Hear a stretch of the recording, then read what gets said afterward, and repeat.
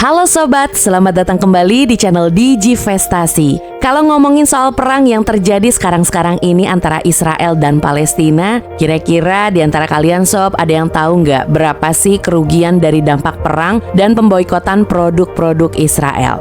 Tapi sebelum lanjut, buat yang baru gabung, support channel ini ya dengan klik tombol subscribe dan lonceng notifikasinya. Serangan di Gaza sob ternyata sangat membebani keuangan negara Israel karena dari awal perang di 7 Oktober, Israel terus melakukan serangan udara di jalur Gaza.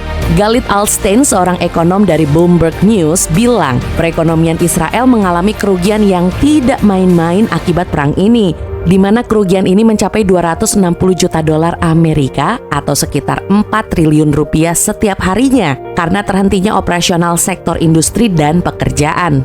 Karena suasana perang yang semakin memanas juga, disinilah sob ada indikasi kebangkrutan. Kementerian Keuangan Israel baru-baru ini juga mengeluarkan peraturan baru yang memungkinkan pemerintah Tel Aviv menerima sumbangan dari masyarakat untuk mendukung biaya operasional perang.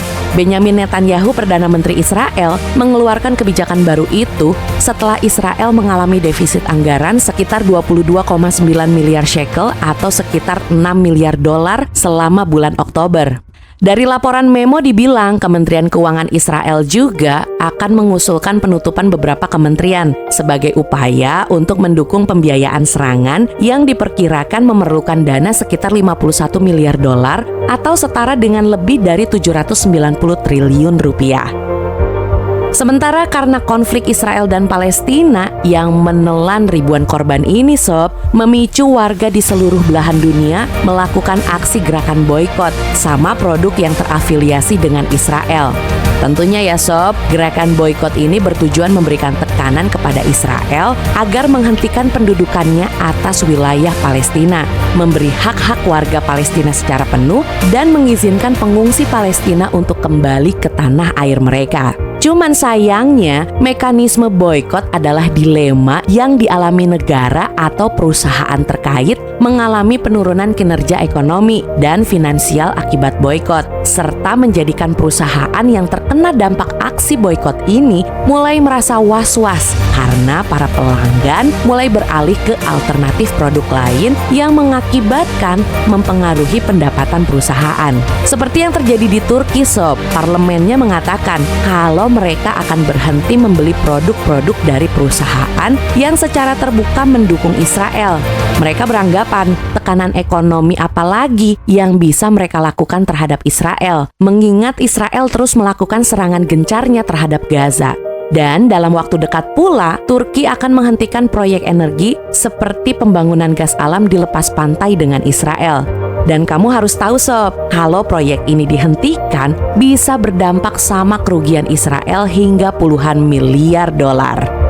Di sisi lain, Benyamin Netanyahu, Perdana Menteri Israel, melarang kelompok-kelompok yang mendukung gerakan boikot sebab ribuan orang di Israel berpotensi kehilangan pekerjaan kalau mereka diboikot secara penuh secara internasional. Tapi dalam beberapa waktu terakhir, diplomatik Israel pun punya misi prioritas, yaitu penanggulangan gerakan boikot, divestasi, dan sanksi. Sementara di Indonesia sendiri sob, banyak toko retail yang sudah membanting harga agar menarik pembeli untuk memberi produk yang terkena boikot. Nggak cuma di situ aja sob, di Indonesia saham UNVR anjlok 11,14% selama sebulan terakhir dan menyentuh level terendah dalam 1 tahun terakhir di posisi 3.410. Sebagai saham yang termasuk dalam sektor konsumen, saham Unilever ini juga dipengaruhi oleh kondisi pasar global yang mengalami penyusutan. Nah, penurunan saham Unilever nggak cuman karena aksi boikot aja sih sob, tapi dikaitkan dengan kinerja perseroan yang mengalami penurunan signifikan di kuartal ketiga tahun 2023. Karena tercatat di periode itu, Unilever mengalami penurunan laba sebesar 9,16% menjadi 4,18 triliun rupiah. Itu dia sob, kerugian dan juga dampak boikot yang dialami Israel karena perang ini. Apakah kerugian Israel ini juga bakal berdampak pada ekonomi negara lain? Boleh ya, kasih pendapatnya kamu di kolom komentar. Terima kasih sudah menonton video ini. Pastikan sobat untuk terus mengikuti video kami selanjutnya di channel Digivestasi. Jangan lupa untuk like, share, and subscribe. Sampai jumpa di video berikutnya.